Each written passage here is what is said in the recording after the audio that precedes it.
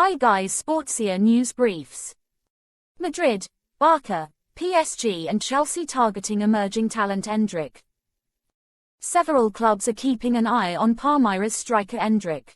His talent is evident and he is having a spectacular season, so much so that he won Brasileirão's Emerging Talent Prize.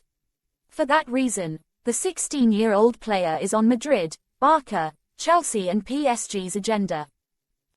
There is an increasing tendency to sign young players to improve them. Several clubs such as Madrid, Barcelona, Chelsea and PSG are targeting Endrick from Palmeiras. They believe the player has a lot of potential and they want him in their sides. His great season has had all four clubs keeping a close eye on him. His achievements in Brazil will only intensify that following in the coming months, although he is clearly focused on Palmeiras right now. I don't know which clubs are targeting me, he said recently. Endrick has been voted as the emerging talent of the Brasileirão. Hundreds of journalists, the captains of the Brazilian clubs as well as the coaches have chosen him. He is only 16 years old and the young player is destined to become one of the greats in football. Palmeiras, his club, also won these prizes. Weverton won the award for Best Goalkeeper. Marcos Rocha was voted Best Right Back of the season and Joaquim Piquerez, Best Left Back. Finally, Gustavo Gomes won one of the two prizes for Best Centre Back. Mbappe considered leaving France. Kylian Mbappe gave an interview to Sports Illustrated. He was surprised to say that he considered not playing for France again, as he felt the French Football Federation did not support him enough. He believes much more should be done to end racism in football. Xenophobia, unfortunately, is very present in the world of football. As much as clubs and competitions are trying to put an end to it. Kylian Mbappe confessed to Sports Illustrated that he considered leaving France. According to the same media outlet, the striker had a meeting with the president of the French Football Federation, Noël Le Graët. They talked about racism and the player did not feel sufficiently supported. For that reason, he thought about taking a step aside. I said, I cannot play for people who think I'm a monkey. I'm not gonna play, but after, I take the reflection with all the people who play around me and root for me, and I think it was not the good message to give up. Because I think I'm an example for everybody, Mbappe said. This is the new France. It's for that I didn't give up the national team. Because it is a message to the young generation to say, we are stronger than that. He also explained how Emmanuel Macron called him on several occasions to stop him from leaving PSG for Real Madrid. Macron called and said, I know you want to leave. I want to tell you, you are also important in France. I don't want you to leave. You have an opportunity to write the history here. Everybody loves you. I said I appreciated it, because it's really crazy. The president calls you and wants you to stay. Denmark's Human Rights for All World Cup training shirt submission rejected by FIFA. The Danish Football Association (DBU) says it is regrettable that FIFA have rejected their request to train with shirts emblazoned with the phrase Human Rights for All at the World Cup. Denmark revealed in September toned-down Hummel kits for their World Cup jerseys, including a third black kit, as a protest to Qatar's human rights record. The DBU have been proactive in their criticism of Qatar's treatment of foreign workers and restrictive social laws, minimizing commercial activities in the nation while stating last year that training kit sponsors would make way for messages. DBU Chief Executive Jakob Jensen revealed on Thursday that FIFA had turned down the training shirt submission.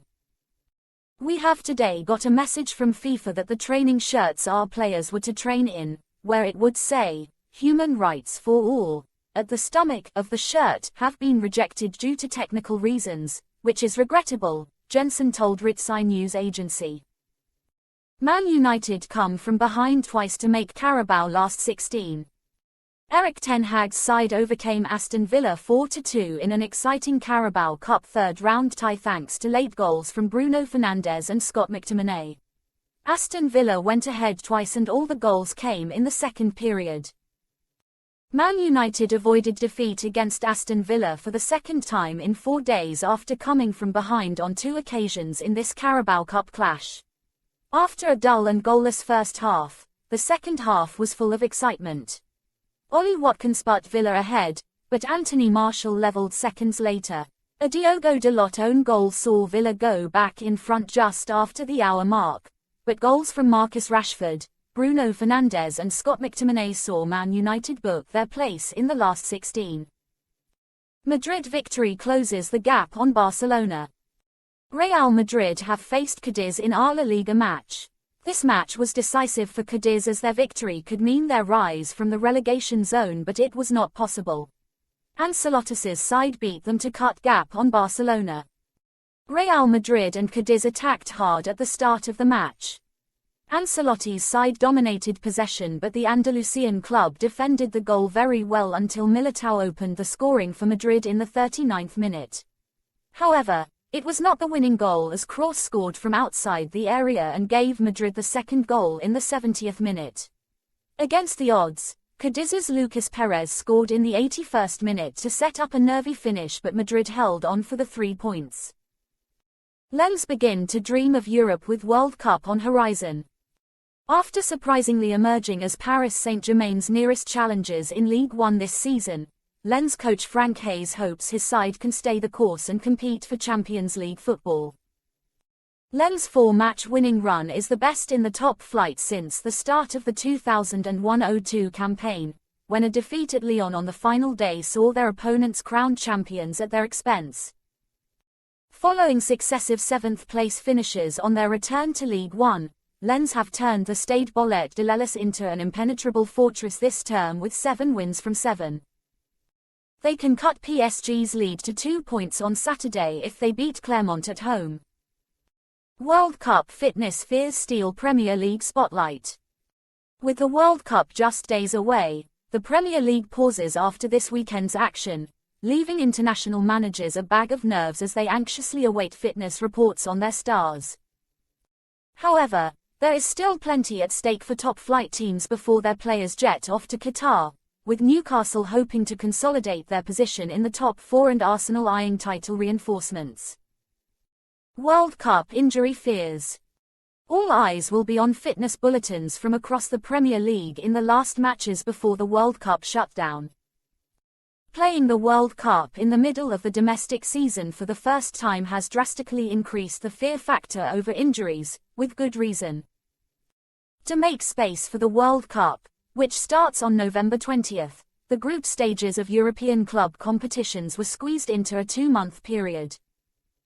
As a result, many clubs will have played 13 times in 42 days before the World Cup, stretching already fatigued players to breaking point. Chelsea trio N'Golo Kante, Reece James, Ben Chilwell and Liverpool duo Diogo Jota and Arthur Melo are among the Premier League players who will miss the World Cup due to injuries. Tottenham's Son Heung-min, Manchester United's Raphael Varane and Manchester City pair Kyle Walker and Calvin Phillips are heading to Qatar despite lingering fitness issues. With injury concerns mounting, England manager Gareth Southgate must have been especially worried to hear Tottenham manager Antonio Conte admit Harry Kane is really tired after his star striker was substituted during a midweek League Cup loss at Nottingham Forest. No wonder World Cup managers with players in action this weekend will be watching through their fingers whenever one of them takes a tumble. Ronaldo leads Portugal squad looking for first World Cup. Cristiano Ronaldo will lead Portugal into World Cup 2022 after Fernando Santos named the veteran forward in his 26-man squad on Thursday. The Manchester United striker, 37, has not been first choice for his club this season but will be part of his country's bid to win the tournament for the first time in their history. Ronaldo, the captain and all-time leading goalscorer in men's international football with 117 strikes, has plenty of younger teammates in support in attack, including Atletico Madrid's João Felix and AC Milan's Rafael Leao.